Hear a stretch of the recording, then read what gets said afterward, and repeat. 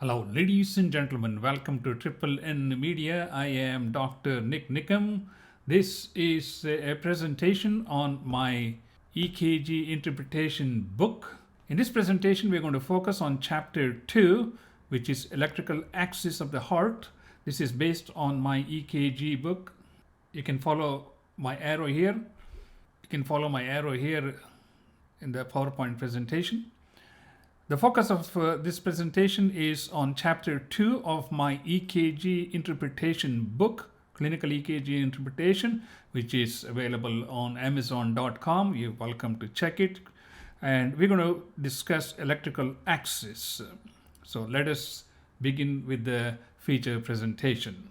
First, we need to understand the electrical system of the heart in order to appreciate the electrical axis in the frontal plane.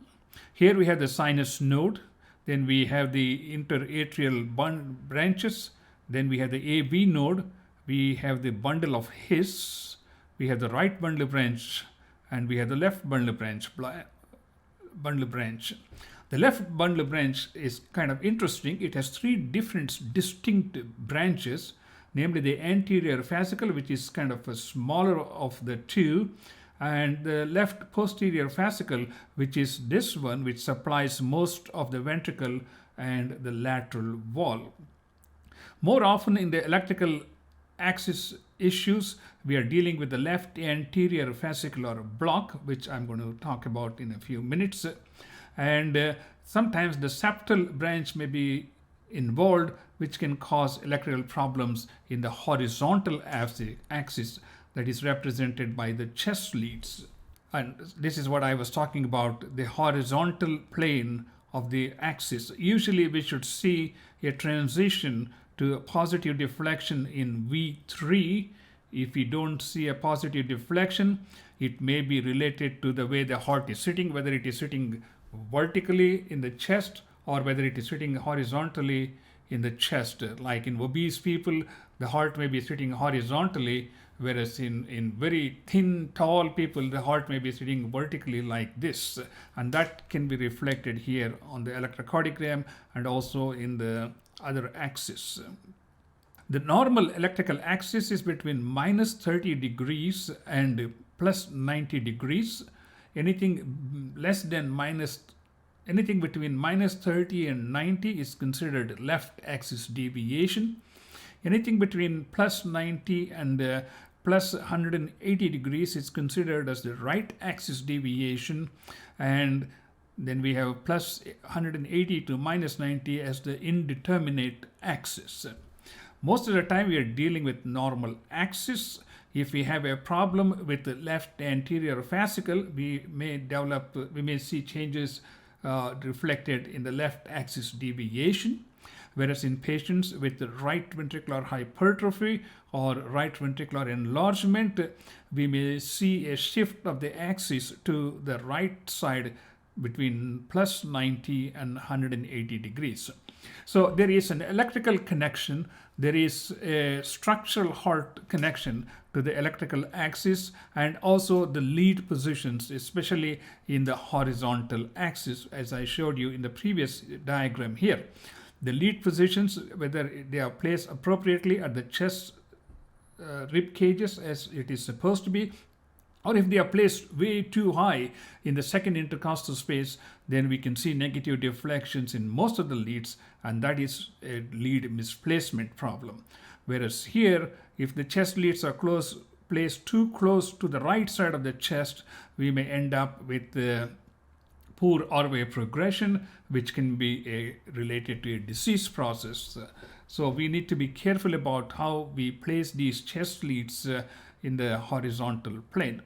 Okay, this is the normal axis between 0 degrees and plus 90 degrees, and the axis is determined using the limb leads, like lead 1, then we have lead 2, then we have lead 3, we have AVF, then we have AVR and AVL. Based on these electrical leads, the deflection of the QRS complex, the axis is determined. So let's take, for example, in lead 2, the electrical axis plus and minus deflections are 0. That means the axis is 90 degrees perpendicular to that, which falls into the border zone of left axis deviation. If the negative deflection in lead 2 is more than the positive deflection, then the axis would be more than minus 30. The left axis is considered to be between minus 45 and minus 90 degrees. So remember that we are going to be using the limb leads to determine the frontal plane axis. Okay, let's do an example here. Here we have a significant negative deflection in lead 1. Let's go back to the chart here. The lead 1 is, the positive is here, negative is here. That means if we have more negative deflection, that means it's got to be more than 90 degrees. Because if it was less than 90 degrees, like normally it is, then the axis would be between 0 and 90 degrees. Since lead 1 in this case is more negative than positive, net negative, that means it is more than 90 degrees. So, but just looking at lead 1, we can say we have a left axis deviation. And lead 2 is also more negative, but lead 3 and AVF are positive, so that doesn't equate to left axis deviation. So basically we are seeing more rightward deflection of this impulse, and there's also the suggestion of a right ventricular hypertrophy here. So we may be dealing with a case of right ventricular hypertrophy secondary to pulmonary hypertension or congenital heart disease resulting in right axis deviation. Let's look at another example. Here we have lead 1 is positive. That means it has to be to the right side of the axis chart. Lead 1 is positive, so it's got to be this side of the axis. So it's no longer this half. So we're looking at this half, and let's go back here. And lead 2 is more negative than positive. So if you go back to the chart here, lead 2 is more negative. That means it is, if it's equal distance, it is perpendicular to that is 30 degrees. So if it's more negative, that means it's still going beyond minus 30 degrees. That puts into left axis deviation. So lead 2 is more negative, and lead 3 and lead AVF sort of confirm that because they are totally negative. And if you go back here, lead AVF is negative. That means it has to be in this segment, and lead 3 is also negative. So it's got to be in this part of the axis, and since lead 2 is more negative, it is between minus 45 and minus 90 degrees. So we have a left axis deviation. It also suggests a left anterior hemiblock. And sometimes we see that in patients with left heart failure. They may also have cardiac enlargement, left atrial enlargement, which may go along with that. So now, as I said, we look at lead 1 and AVF, just two leads to start off. If lead 1 is positive, that means it has to be to the right side of the axis chart. If lead AVF is positive, that means it has to be right side and below lead 1. That means 0 to 90 degrees. So that's why if this is positive and this is positive, we have a normal axis. If AVF is negative, that means in the top side of the graph, and AVL is positive, that could be left axis deviation. And the other way is if lead 1 is negative, we know it is right axis. It is to the left side of the axis chart. As I showed you here, this is to the right side of the axis, right half of the axis. This is the left half of the axis. If lead 1 is negative, automatically you are in the right axis territory. So we can use some of these simple methods, and that's why I would stick with these limb leads. Look at lead 1, lead 2, AVF, and lead 3. That will give you the horizontal axis of the heart. So here is an example of lead 1 is significantly negative, and there is also the suggestion of a right bundle branch block.